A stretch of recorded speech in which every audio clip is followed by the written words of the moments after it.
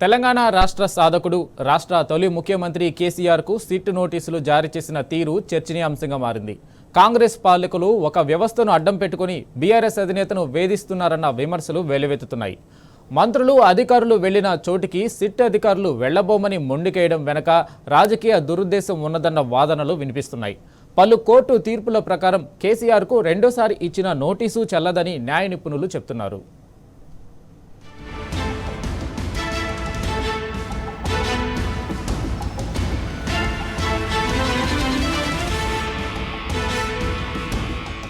Phone tapping కేసులో BRS అధినేత తెలంగాణ తొలి సీఎం కేసీఆర్ కు సిట్ రెండో నోటీసు జారీ చేయడంపై సర్వత్రా విమర్శలు వెల్లువెత్తుతున్నాయి. అధికార పగ్గాలు అందుకున్న కాంగ్రెస్ ప్రభుత్వ పెద్దల నిరంకుశత్వ వైఖరి పోలీసుల కార్యాచరణలో కొట్టొచ్చినట్టు కనబడుతున్నదని తెలంగాణ సమాజం మండిపడుతోంది. చట్టాన్ని బాహాటంగా ఉల్లంఘిస్తున్నారని చెప్పడానికి తాజాగా ఇచ్చిన నోటీసులే నిదర్శనమని న్యాయ నిపుణులు చెబుతున్నారు. సిఆర్పిసిలోని 160 సెక్షన్, బిఎన్ఎస్ఎస్ 179 ప్రకారమే నోటీసు ఇస్తున్నట్టు చెబుతూనే పోలీసులు ఆ నిబంధనలకు తిలోదకాలు ఇచ్చారని అంటున్నారు. అదే సెక్షన్ ప్రకారం ఎర్రవల్లిలోని తన నివాసంలోనే విచారణ జరపాలన్న కేసీఆర్ వినతిని పోలీసులు ఏకపక్షంగా తిరస్కరించారని, ఇది 160 నిబంధన స్ఫూర్తికి వ్యతిరేకమని న్యాయ నిపుణులు చెబుతున్నారు. ఎర్రవల్లిలో విచారణకు రావాలంటే కీలకమైన రికార్డులు, ఎలక్ట్రానిక్ పరికరాలను తీసుకురాలేమన్నది కుంటిసాకు మాత్రమేనని అంటున్నారు.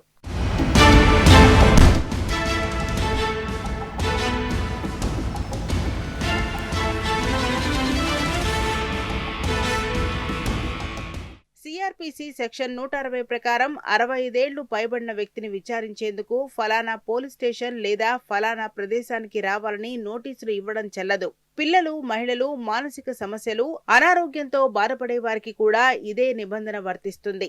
ఈ మేరకు కోర్టు తీర్పులు కూడా ఉన్నాయని న్యాయ కోవిదులు గుర్తు చేస్తున్నారు. ఇందుకు నోయిడాలో ఉండే వీడి మూర్తి అనే వ్యక్తికి ఏపీలోని మంగళగిరి పోలీసులు ఇచ్చిన నోటీసును ఆ రాష్ట్ర హైకోర్టు రద్దు చేసిన విషయాన్ని ప్రస్తావిస్తున్నారు. 65 పైగా వయసు, అనారోగ్యంతో బాధపడుతున్న మూర్తిని 179 ప్రకారం పోలీస్ స్టేషన్ కు హాజరు కావాలని బలవంతం చేయలేరని కోర్టు తేల్చి చెప్పింది. ఈ కేటగిరీ వ్యక్తులకు జారీ చేసే నోటీసులు ఆయన నివాస ఉపయోగపడతాయని స్పష్టం చేసింది. నోయిడాలోని పిటిషనర్ మూర్తికి నోటీసులు జారీ చేసే చట్టబద్ధమైన అధికారం దర్యాప్తు అధికారికి లేదని తేల్చి చెప్పింది. ముందస్తు సమాచారమిచ్చి నోయిడాలోని నివాసానికి వెళ్లి వాంగ్మూలం నమోదు చేసేందుకు ఏపీ హైకోర్టు అనుమతిచ్చింది. పిటిషనర్ కు 10-15 అడుగుల దూరంలో న్యాయవాది ఉండేందుకు అనుమతించాలని ఆదేశించింది.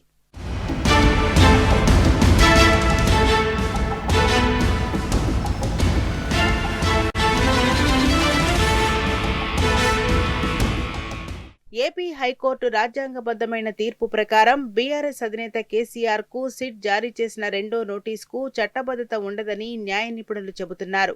సిట్ దర్యాప్తునకు సహకరిస్తామని కేసీఆర్ చెప్పడమే కాకుండా పోలీసులకు లేఖ రాశాక కూడా కావాలని ఫలానా చోటే విచారణ చేస్తామని నోటీసులు ఇవ్వడాన్ని తప్పుపడుతున్నారు. రాష్ట్ర పాలక పెద్ద పలికే చిలక పలుకుల మాదిరిగానే సిట్ అధికారుల వివరణ ఉందని వ్యాఖ్యానిస్తున్నారు. నందీనగర్లోని ఇల్లే అసెంబ్లీ రికార్డులు, ఎన్నికల ఎఫిడవిట్లలో ఉందనే కారణంగానే ఇదే ఇంట్లో విచారణ చేస్తామనడం ఏకపక్షమని, చెల్లుబాటు కాదని తెలుపుతున్నారు. ఒక వ్యక్తికి ఒకే ఇల్లు ఉండాలనే నిబంధన ఏమీ లేదని, ఒకే ఇల్లు ఉన్నప్పటికీ ఆ ఇంట్లోనే సదరు వ్యక్తి ఉండాలని కూడా చట్టంలో ఎక్కడా లేదని న్యాయ కోవిదులు గుర్తు చేస్తున్నారు.